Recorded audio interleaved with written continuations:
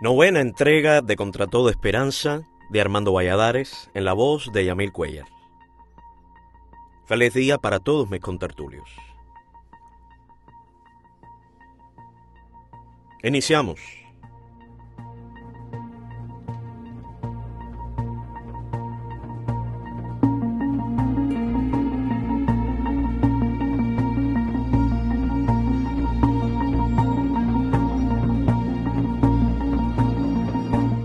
Retomo la lectura en el mismo punto en que la dejé.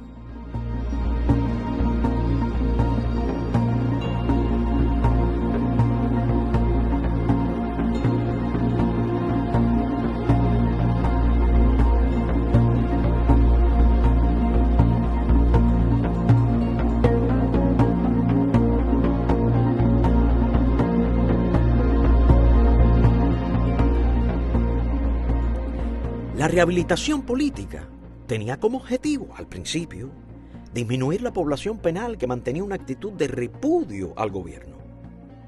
Para ello prometían un mejor trato, visita frecuente de los familiares, correspondencia, separación del resto de los presos rebeldes, y la promesa de una pronta libertad e integración a la nueva sociedad. A cambio de esto, las autoridades exigían la neutralidad del prisionero o la renuncia a los criterios que sustentaba. Para que su expediente se cerrara, era indispensable, además, la colaboración del preso con la policía política, que diera informes y se hiciera una autocrítica, que se arrepintiera de su anterior actitud contrarrevolucionaria y confesara lo que ocultó durante los interrogatorios. Inicialmente tenían que firmar declaraciones en apoyo al gobierno y contra la guerra en Vietnam y los Estados Unidos.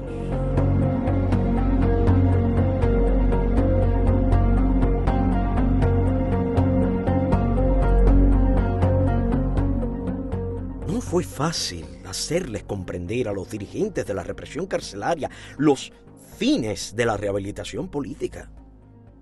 Se suponía, al menos teóricamente, que el recluso que aceptara pasar al plan de rehabilitación sería tratado de inmediato de forma diferente. Pero ¿cómo quitarles? ¿Cómo quitarles el placer de la tortura y los maltratos? La renuncia a las golpizas, a las huestes represivas de cárceles y prisiones y a la policía política. Presionados por la alta dirigencia del partido, se vieron obligados a obedecer la orden de no golpear a los que se acogían a la rehabilitación. Se les hizo comprender que la Unión Soviética exigía la instauración de la rehabilitación política y se les convenció de que la única forma de venganza contra los antagonistas del régimen no era solamente el golpe, que existían otros métodos para canalizar el odio y la sevicia, la vejación, la humillación diaria a todos y en todos los aspectos, político, moral, cultural, religioso, etc. El objetivo último de la rehabilitación era el aniquilamiento interior del preso, la destrucción de sus principios. Convertirlo en un guiñapo moral sería la venganza suprema. La implantación de la rehabilitación se llevó a cabo con diferentes técnicas. Una de las más conocidas fue la empleada en la prisión de La Cabaña. La dirección del penal creó una escuelita. Los asistentes a ella recibían clases que impartían otros reclusos. Pero no tenía esta escuelita el loable propósito de aumentar el nivel escolar de sus alumnos, sino que sus fines eran políticos. Se explicaban allí las teorías marxistas, se daban charlas en defensa del comunismo, y los alumnos tenían que participar en actividades de apoyo a la revolución. Mientras tanto, todas las noches, los patriotas caían frente a los pelotones de fusilamiento. La dirección del penal ofrecía ciertos privilegios a los asistentes a la escuelita.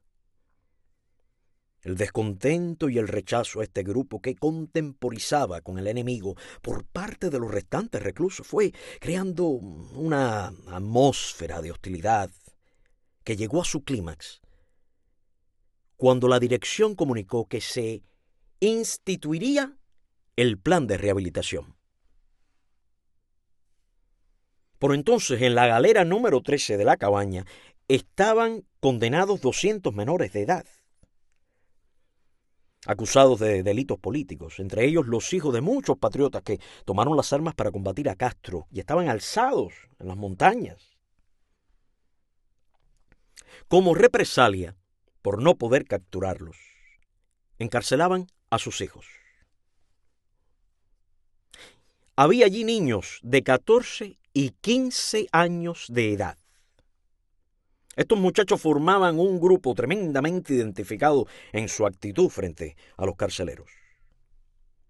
Nunca hubo un grupo más combativo, más dispuesto siempre a chocar físicamente con la guarnición, que los atacaba armados de bayonetas, barras de hierro y cadenas.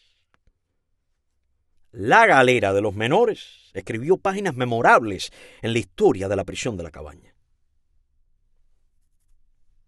Fueron precisamente ellos quienes imprudentemente esperaron a los rehabilitados al regreso de la escuelita y los recibieron con una lluvia de ollejos de naranja conseguidos en los latones de desperdicio de la cocina. Era aquella una forma juvenil de demostrar el repudio, el rechazo a la rehabilitación y el deseo de que los que la aceptaban vivieran segregados. El lanzamiento de cáscaras de naranja y otros desperdicios originó una pelea entre los dos grupos, una riña generalizada que convirtió el patio de la prisión en un coliseo. El posta de la azotea disparó al aire e hizo sonar la alarma, y la guarnición, en zafarrancho de combate, irrumpió en el patio y propinó una de las más salvajes golpizas que se dieron nunca. Hubo decenas de heridos, entre los más graves, Alcides Cruz y Miguel Aceituno, bayoneteados. Cuando terminó esta primera cometida, el jefe de la policía política de la prisión, en compañía del director, el jefe de la guarnición y otros oficiales, seguido por los reclusos que formaban parte de la escuelita, recorrieron galera por galera y obligaron a estos últimos a señalar a los que los habían agredido. Los rehabilitados trataron de no identificar a nadie, pero a una señal del jefe de la policía, los escoltas los tomaron por el cuello y los zarandearon, exigiéndoles que delataran a sus compañeros. Aquellos hombres, aterrorizados, señalaron indiscriminadamente en cada galera, mezclando a quienes de verdad habían participado con otros que eran completamente inocentes. Los señalados, en su mayoría niños de la galera de menores, fueron sacados. Les dieron una nueva paliza, culatazos, patadas, que dejó más heridos todavía. Algunos con los brazos y las costillas fracturados. La primera vez que los comisarios políticos se presentaron en la prisión de Isla de Pinos, se dirigieron a la Circular 4. Su jefe era un militar de aspecto venerable, el pelo blanco y cierto aire bondadoso. Se apellidaba Méndez. Unos cuantos estábamos en la planta baja, charlando, y nos llamó a la reja. Su forma de hacerlo fue muy respetuosa y nos extrañó, porque no era lo habitual. No estábamos acostumbrados a ese trato. Pronto, un pequeño grupo de presos conversaba con él, entre ellos el Vivas. Quien escuchara hablar a aquel comisario y no conociera lo que ocultaba, quien no supiera la naturaleza del comunismo, podía pensar que el marxismo era la solución de la humanidad, su única salida. Nos decía que estaba allí para ayudarnos, para resolver nuestros problemas y los de nuestra familia. Nos pidió que no lo viéramos como un militar. Ay, para él, nosotros éramos como sus nietos. Desde ese momento fue bautizado como el abuelito Méndez. Y de aquí que a los comisarios políticos se les llamara siempre burlonamente los abuelitos. El Vivas pasaba largo rato charlando con el abuelito Méndez, que no comprendía que aquel estaba divirtiéndose a sus expensas. Una tarde, Vivas le mostró una revista china popular donde aparecía la famosa foto de él con Mao Zedong. Entonces Cuba y China estaban en plena luna de miel. Por eso cuando el abuelito Méndez vio aquella foto, abrió los ojos asombrado. Pero Viva, ¿qué tú haces allá adentro? Ay, Dios mío. Vivas dejó caer la cabeza sobre el pecho con aire de arrepentimiento. Era un artista. Y le respondió que había fallado. Ay, que solo quería que la revolución le diera una oportunidad para dedicarse a trabajar un pedacito de tierra que tenía y salir así de aquella prisión terrible. El comisario notó enseguida en su inseparable libreta lo que él le decía. Durante los días siguientes, Vivas insistía para que elevara la petición de que le dieran la oportunidad de ir a trabajar su pedacito de tierra. Ay, ya era costumbre que un grupo de presos bromistas le hicieran coro al abuelito Méndez en la reja para tomarle el pelo. El Caribe le había pedido que le trajera un papalote y un carrete de hilo para empinarlo desde su celda del 5º piso. Usted no dice que nosotros somos sus nietos. Y entonces cada vez que el comisario político pasaba cerca de la circular, desde el 5º piso la voz del Caribe le gritaba: ¡Abuelito, mi papalote!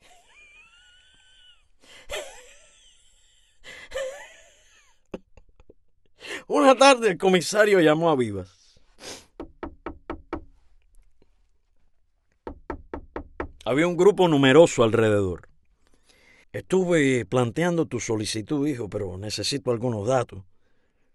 Me dijiste que tenías un pedazo de tierra que querías trabajar, pero ¿dónde lo tienes? ¿Aquí en la provincia de La Habana? No, abuelito, no, en California, en los Estados Unidos.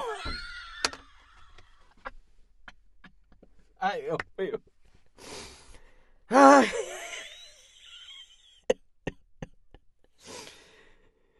Después de todo hay que divertirse. Es un relato horrible, pero unos tintes de humor negro, sarcástico, irónico que tiene Armando Valladares que es irresistible. No, abuelito, en California, en los Estados Unidos.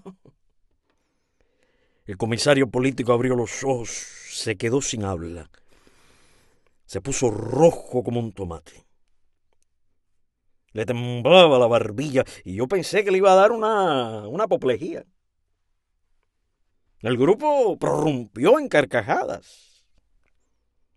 Esa noche y muchas más, Vivas durmió en las celdas de castigo, con la espalda ardiendo por los planazos. Pero el abuelito Méndez no volvió a detenerse en la reja a conversar con nosotros.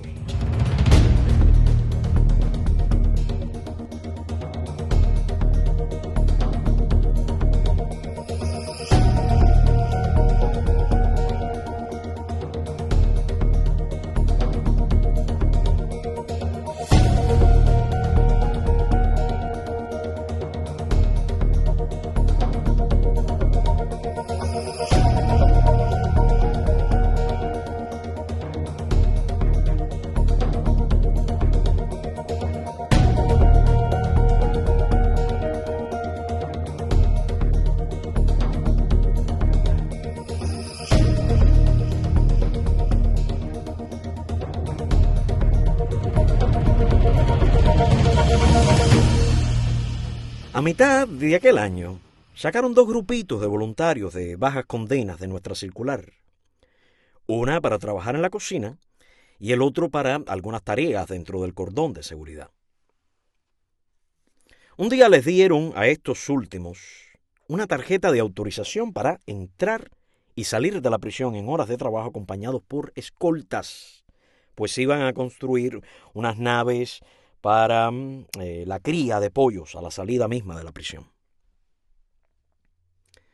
Comenzó la construcción. Estos presos salían por la mañana y regresaban al atardecer. Nunca les hicieron ninguna exigencia, hasta el día en que los llevaron no a las naves, sino a un costado de la circular, para que fueran vistos por los demás, y les ordenaron la más humillante de las tareas, la más indigna: abrir trincheras en las que se refugiarían los soldados comunistas si los nuestros atacaban Isla de Pinos. De inicio se negaron. Entonces un pelotón emplazó una ametralladora y amenazaron con ametrallarlos si no cavaban las trincheras. Había en aquel grupo hombres con un alto nivel académico y político, universitarios, estudiantes. Pero el primero que habló fue un hombre de raza negra, al que todos conocían solo por el apodo de Camaleón. Se dirigió al pelotón y les dijo que él era casi analfabeto, pero sabía que al enemigo no se le abrían trincheras, que podían empezar a disparar. Otros se le unieron en la protesta y fueron devueltos a la circular. Los demás se quedaron abriendo trincheras. Desde las ventanas de las celdas que miran al este, cientos de sus compañeros los observaban en silencio. Se decidió, cuando regresaran, expulsarlos de la circular, pero ya las autoridades lo habían preparado todo. Los llevaron a un salón previamente acondicionado para ellos en los pabellones de castigo. A los pocos días los trasladaron para el edificio 6, una de las 2 instalaciones rectangulares. Fue por esto que a los rehabilitados se les asignó con el nombre de cuadrados, para diferenciarlos de los que estaban en los edificios redondos, las circulares. Los comisarios políticos comenzaron entonces a entrevistar a los campesinos, a los obreros, a los exmilitares que no tenían condenas altas. El momento, la coyuntura psicológica era ideal por la reciente derrota de la invasión de Bahía de Cochinos. La charla de los comisarios se basaba en los argumentos que seguirían usando en los próximos 20 años. Que los norteamericanos se habían olvidado de nosotros, que nos habían traicionado, que los Estados Unidos fueron derrotados en la invasión, que la revolución estaba consolidada y era indestructible. Argumentaban que la familia estaba pasando necesidades, que los niños no tenían a veces que comer, pero la revolución, tan generosa con sus enemigos, les daba oportunidad de rectificar su conducta. Con sincero arrepentimiento podían ganar la libertad y reintegrarse a sus hogares. Para establecer una diferencia cada vez mayor que forzara a los vacilantes a la aceptación de la rehabilitación, en las circulares la represión aumentó de día en día, creciendo la hostilidad y el ensañamiento, los maltratos físicos y las vejaciones.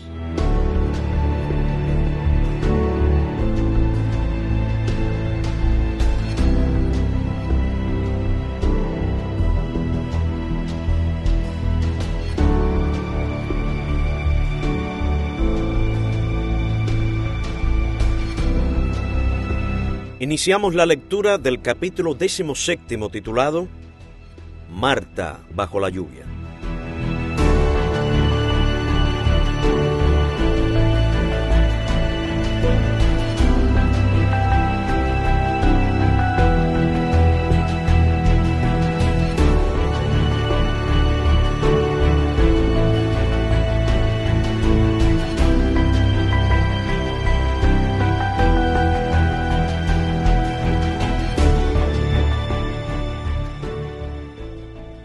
Estábamos impacientes, ansiosos, porque llegara el día de la fuga.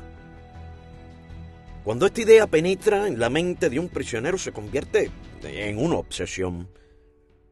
No veía la hora en que trataríamos de romper el mito que la vigilancia en aquella prisión había originado, que era imposible evadirse. Teníamos además otras razones políticas para intentar la evasión. En octubre se celebraría una importante reunión en Punta del Este, Uruguay, convocada por la OEA, Organización de Estados Americanos. Y trataríamos de presentarnos allí para denunciar la situación de Cuba y la violación de los derechos humanos en las cárceles. Levanté planos de todos los alrededores de la prisión, pero especialmente de la zona sureste, rumbo que habíamos elegido para alejarnos, rehuyendo las poblaciones, evitando las carreteras. Esperábamos solo la próxima visita para confirmar la respuesta de nuestro mensaje a los contactos de fuera, que debían enviar una embarcación a recogernos a un punto de la costa. La fecha se decidiría en la visita del mes de septiembre. Todavía no sabíamos que teníamos las hojas de cegueta para cortar los barrotes, pues iban también dentro del colchón, y no nos habíamos percatado de ello. Ya lo demás se había resuelto. Una de las preocupaciones que más nos angustiaba era la de que en cualquier requisa pudieran descubrir los objetos escondidos. Habría sido una verdadera catástrofe. En una ocasión, Ulises propuso escapar con lo que ya teníamos y sobre el terreno tratar de encontrar la forma de salir de la isla. Boitel se negó rotundamente. También a mí me parecía una acción precipitada. Pensaba que era preferible tomar todas las medidas, pues precisamente de esa actitud de no olvidar detalles en apariencia insignificantes era de lo que dependía el éxito de la operación. Boitel dormía hasta casi el mediodía y se acostaba muy tarde. Estábamos conversando hasta que daban la orden de hacer silencio. En todo caso, continuábamos solo unos pocos minutos más, porque el cuchicheo molestaba a los de las celdas vecinas.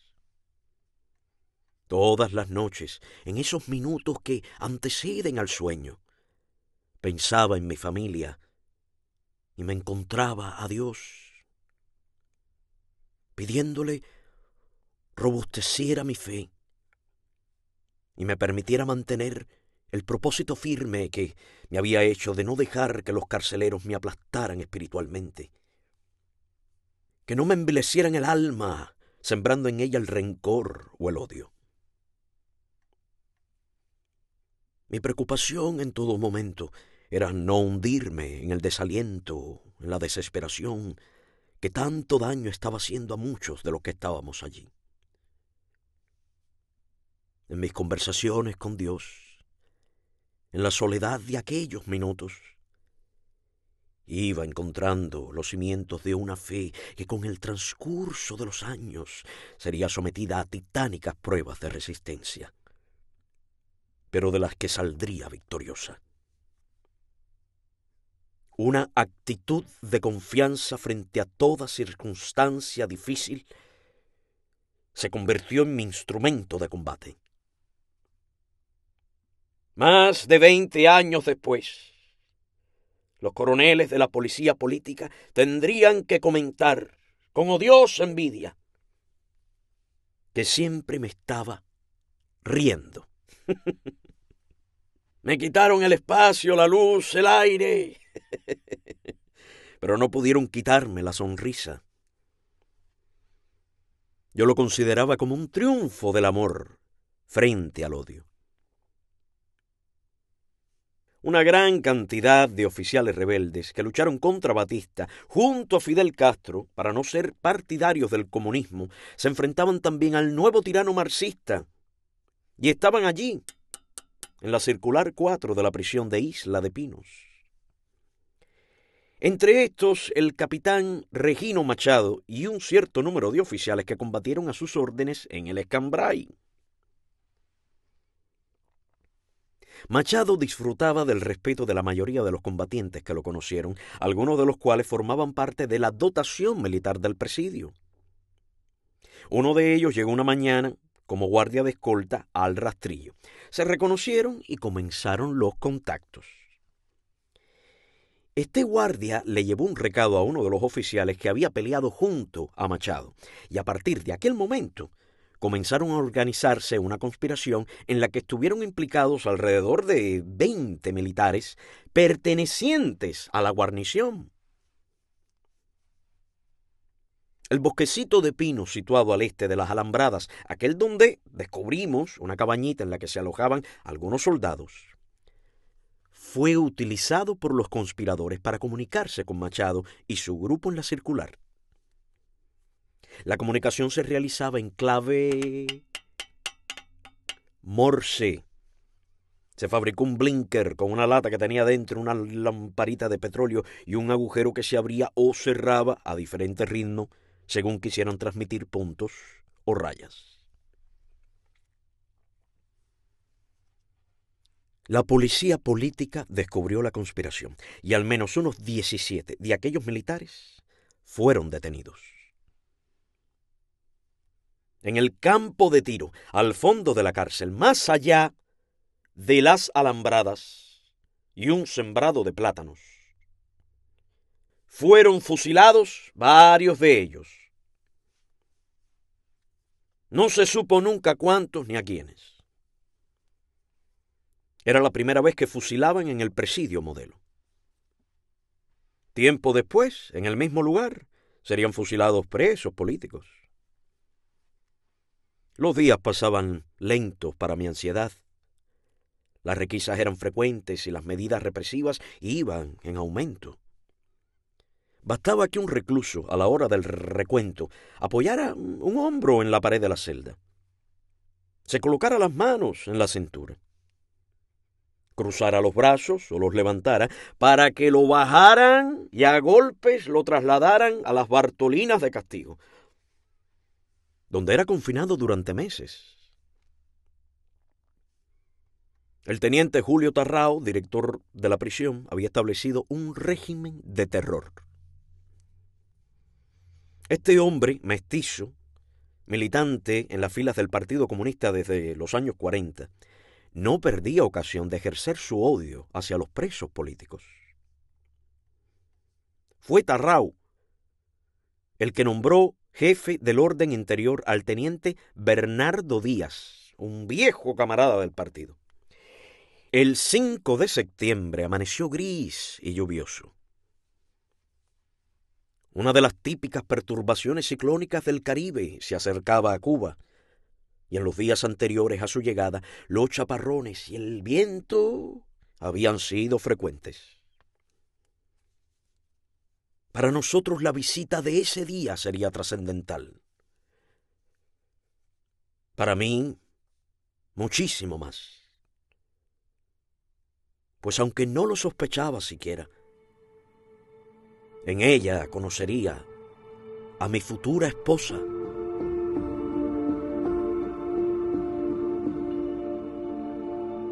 Y precisamente este contacto, más que el otro que esperábamos, iba a ser el que me sacaría de la cárcel 22 años después.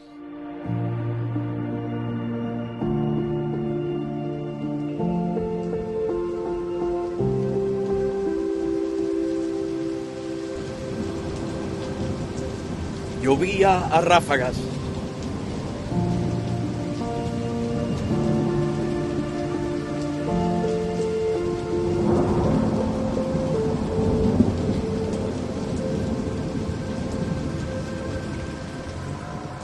Llovía a ráfagas. Luego cesaba la lluvia y un viento del este empujaba las nubes bajas. Todos rogábamos que mejorara un poco el tiempo y pensábamos con preocupación y tristeza en los familiares que sabíamos allá afuera, desde la noche anterior, sin lugares donde cobijarse. Por el horizonte se abrió un poco el cielo y el sol asomó pálido. Nos llenó de alegría aquella promesa de que el día, al fin, levantaría. La salida fue como la de la visita anterior. Llamaron por números, nos desnudaron, revisaron toda la ropa y nos concentraron en el corral. El terreno estaba convertido en un lodazal. Los zapatos levantaban tortas de fango al caminar. En el centro, el agua se había empozado y formaba una charca de 4 o 5 metros de diámetro. A las 9 aproximadamente, se avistaron los primeros grupos de visitantes. Yo miraba al cielo a ratos. Las nubes seguían pasando veloces y daba la impresión de que no llovería en la mañana. 2 horas más tarde, la mayoría de los familiares estaban dentro del corral. Pero los míos y los de otros prisioneros no aparecían. Sabríamos después que 2 días antes, cuando estaban a bordo del ferry que los llevaría desde el puerto de Batabanó, en la costa sur de Cuba, hasta la isla, fueron obligados a bajar del barco para transportar un contingente de milicianos y armamentos. Los viajes a Isla de Pinos los realizaban 2 barcos heredados del gobierno anterior, el Pinero, con capacidad para unas 300 personas, y el ferry Isla del Tesoro, cuyos motores se dañaron por falta de asistencia técnica a mitad de 1960 y tenía que ser jalado por un remolcador. Su capacidad era para 500 pasajeros sentados, pero se hacinaban en él hasta 1.400. Un viaje que normalmente cubría una embarcación no muy rápida en 3 horas y media, demoraba 14 y 16 en el ferry remolcado. Todo dependía de la fuerza y la dirección del viento. Nuestros familiares se acomodaban incluso en las bodegas, buscando espacio entre la carga. Mientras cupieran, iban entrando. Muchos hacían el viaje de pie y llegaban con los tobillos hinchados. Algunos llevaban frazadas para tenderlas en el piso y echarse sobre ellas. Para caminar había que hacerlo por encima de los demás. Solo disponía de un baño para mujeres y otro para hombres, frente a los cuales se organizaban colas tumultuosas. La cubierta iba también repleta, y cuando llovía, no todos podían entrar porque físicamente no cabían, teniendo que continuar a la intemperie, mojándose. Me asaltaba el presentimiento de que no iba a tener visita. Deambulaba por el corral con esa preocupación cuando Benito me llamó para presentarme a su familia. Miren, este es Armando. Se ha portado como un verdadero hijo conmigo. Me dieron las gracias con emoción. Habían venido a verlo su esposa y su hija menor, Marta. La misma muchachita que había visto en una foto que me mostrara Benito semanas antes, pero indudablemente, aquella foto era muy anterior. Pues ahora, frente a mis ojos asombrados, no estaba la niña insignificante con espejuelitos, sino una linda jovencita quinceañera, alta, elegante y de finos modales, con una cara infantil y dulce.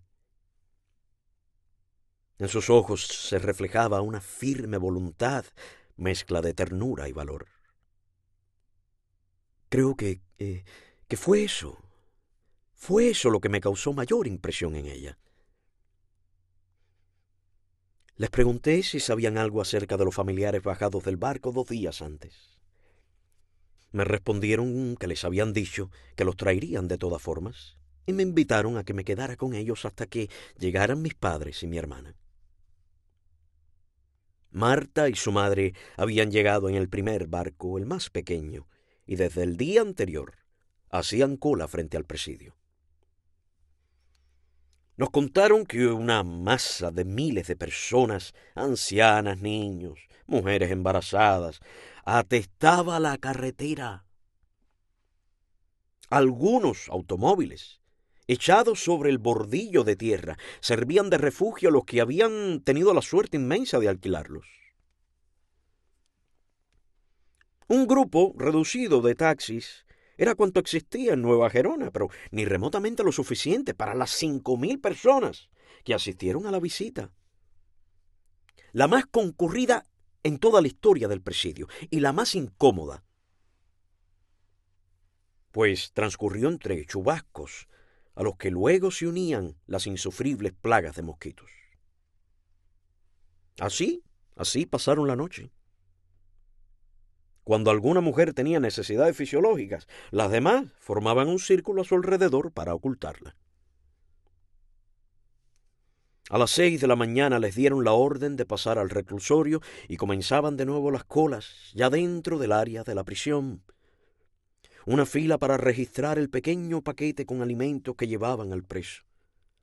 Después otra para ser requisados físicamente, los hombres a un lado, las mujeres en otro, donde eran desnudadas por completo. Tan vejaminosas eran las requisas realizadas por mujeres militares que se produjeron incidentes, en especial con una tal Zenaida. Ni siquiera respetaba a las ancianas. A la madre de Iglesias de la Torre, uno de los pilotos prisioneros, enferma y casi ciega, la hicieron desnudarse a pesar de tener más de 70 años. Saber que nuestras madres, hijas y esposas, novias y hermanas tenían que sufrir vejaciones de toda índole era algo indignante. Más aún cuando no había necesidad de registrarlas, porque nosotros mismos, a la salida y al regreso de la visita, éramos desnudados y minuciosamente revisados. No lo hacían por razones de seguridad, sino únicamente para humillar a nuestros familiares, para ensañarse por odio. A las mujeres que estaban en los días críticos les exigían quitarse las compresas sanitarias para abrirlas y examinarlas, alegando que por dentro de ellas podía ir oculta una nota o dinero en billetes. Marta se ruborizaba visiblemente cuando yo la asediaba con mis preguntas y le pedía detalles. Los familiares evitaban contar estos vejámenes al preso para ahorrarle disgustos, para impedir que éstos les exigieran no volver a las visitas. En aquel enorme corral, ahora convertido en un fanguero, no existía un banco siquiera, ni instalación sanitaria alguna. Tampoco había donde tomar agua. El cielo se oscureció por el este y gruesas nubes aparecieron. Con un ímpetu tremendo comenzó a llover.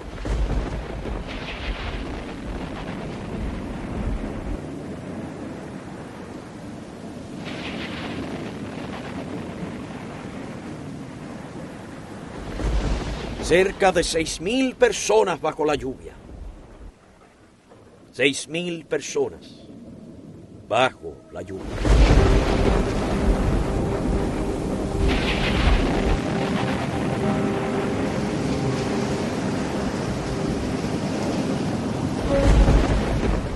Me coloqué frente a Marta, de espaldas al viento, para que las ráfagas de agua no cayeran sobre ella directamente.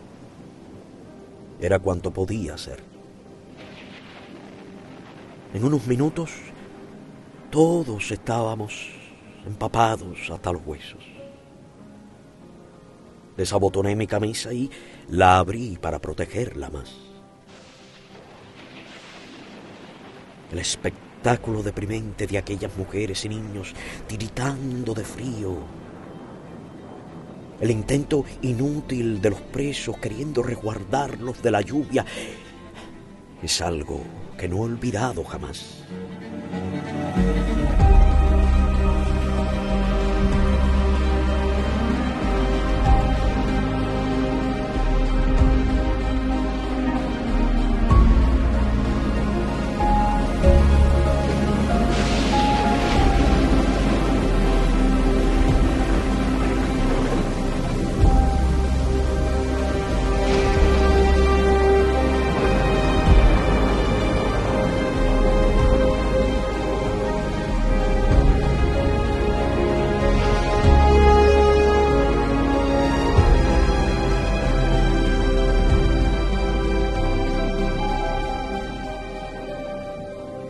Luego de 1000 solicitudes y gestiones, se logró que la dirección permitiera a las mujeres cruzar la calle para trasladarse al comedor en el que todos cabíamos, por su inmensa capacidad de casi 6000 comensales. Abrieron el corral y los visitantes comenzaron a salir. No cesaba la lluvia. La caravana de familiares, tratando de proteger los paqueticos donde llevaban unos bocadillos para almorzar, fue entrando al comedor. Inspiraba lástima y furor ver a las ancianas con los vestidos empapados, chorreantes las canas venerables, y los guardias dando órdenes que no eran necesarias. A los hombres no se les permitió ir al comedor. Tuvieron que quedarse del otro lado de la cerca. Y cuando nosotros entramos, les ordenaron salir y permanecer bajo el torrencial aguacero. No podrían abandonar la prisión hasta que, terminada la visita, contaran a los presos y comprobaran que nadie se había fugado. Nos formaron bajo la lluvia, nos contaron, y solo entonces pudimos pasar al comedor. Los familiares rompieron en aplausos cuando llegamos. Fue un momento emocionante. Chorreábamos agua de las ropas empapadas. Los guardias, subidos a las mesas, golpeaban en ellas con las culatas de los fusiles, ordenando que cesaran los aplausos. Saltaban de una mesa a la otra asustando a mujeres y niños con sus golpes y sus gritos. Seguí con Benito y su familia. Marta y yo nos sentamos uno frente al otro en una estrecha mesa. Me quité las botas, las volqué y de ellas salió el agua como si hubiera virado un vaso. Ella estaba con los cabellos chorreantes. Vestía un sencillo traje, claro que mojado se le pegaba al cuerpo. Yo la encontraba radiantemente bella. No se maquillaba y era la primera vez que le habían permitido arreglarse las cejas. Me invitaron a comer unos bocadillos que, al morderlos, soltaban agua.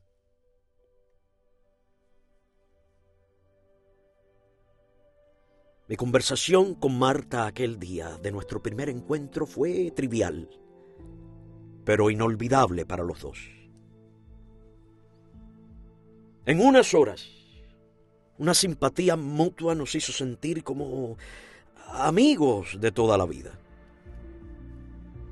Ella tenía 14 años y yo 24, y precisamente me atraía su juventud casi infantil. Iniciamos una charla sobre temas generales, yo buscando información acerca de sus actividades, dedicaciones. Recuerdo que cruzó los brazos sobre la mesa y reclinó en ellos la cabeza. Estaba así más cómoda y el cansancio del viaje y las 48 horas sin dormir hicieron el resto. Se quedó dormida mientras su admirador y futuro esposo le hablaba.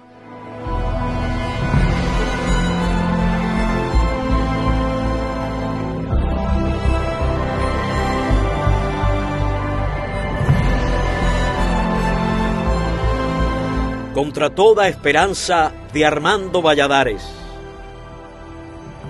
Estás escuchando una lectura dramatizada en la voz de Yamil Cuellar, celebrando el 40 aniversario de su publicación.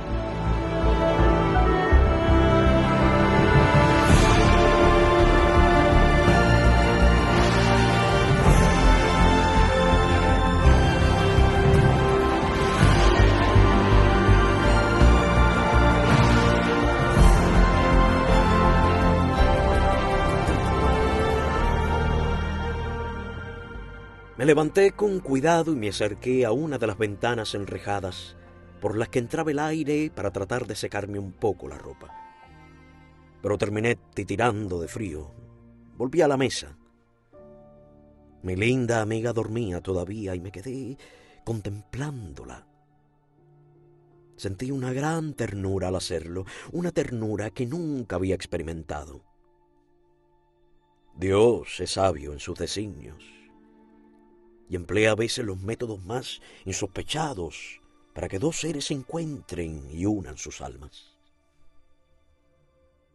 De haber llegado mi familia entre los primeros visitantes, de no haber sido obligados a bajar del barco, Marta y yo quizá no nos hubiésemos identificado.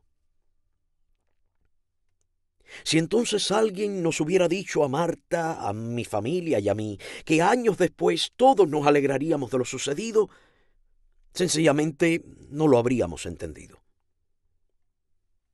Cuando Marta despertó, se sintió apenada y me pidió disculpas. Reímos juntos y nuestra naciente amistad también sonrió feliz.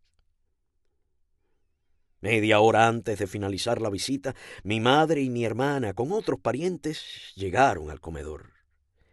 No les permitieron pasar el paquete que me traían. Ellos les habían bajado del barco, ellos le habían impedido llegar temprano y ahora les argumentaban que estaban demasiado retrasadas para la visita. Apenas tuvimos unos minutos de conversación. Hicieron también un viaje terrible, en la cubierta todo el tiempo y bajo la implacable lluvia. Cuando aquel militar subió a una de las mesas y comenzó a gritar que todos hicieran silencio, sabía lo que esto significaba. ¡Se acabó la visita! ¡Saliendo! Y decenas de guardias lo repitieron golpeando contra las mesas, separando a los presos de sus parientes. No obstante, unos y otros seguían saludándose y los militares gritando. Del lado donde se amontonaban los visitantes, un cordón de guardias, siempre armados con fusiles, les impedían volver a acercarse a nosotros. Veía a un niñito de unos 3 años, con su andar errático, echar a correr para abrazar por última vez a su papá. Un guardia lo frenó, interponiéndole la culata del fusil. El niñito se agarró a ella y el guardia lo empujó hacia atrás. El pequeño rompió a llorar. También empujaban a las ancianas con el fusil atravesado. Al ver aquello, un rugido de indignación se levantaba de nosotros. Pero teníamos un cordón de bayonetas apuntándonos. El incidente con los familiares amargó la visita. Provocaban constantemente para golpearnos y enviarnos a las celdas de confinamiento. Me contó Marta que cuando iban a subir al barco allá en Batábano, uno de los militares le faltó el respeto a la esposa de un preso. Ella no lo permitió y el guardia le dijo que tenía que darle una satisfacción por haberle contestado. Ella se negó. El militar la quiso humillar delante de los demás, pero aquella mujer se le enfrentó. Entonces le dijo que si no le pedía perdón, le suspendería la visita. Ella se negó y el militar lo obligó no solamente a bajar del barco y perder la visita, sino que además no permitió que ninguna de las otras mujeres le llevara el paquete a su esposo. Con alguna regularidad sucedían estos hechos con las esposas de los prisioneros que eran hermosas. Las pretendían con chantajes, como si las mujeres de los vencidos debieran ser parte del botín de las fuerzas triunfantes.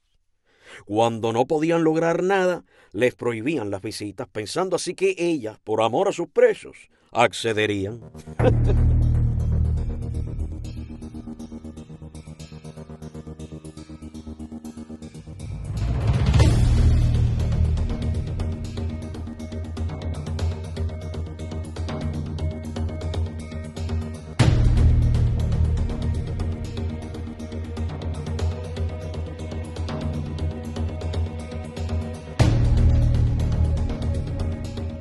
Gracias amigos y amigas, hasta aquí la entrega de hoy.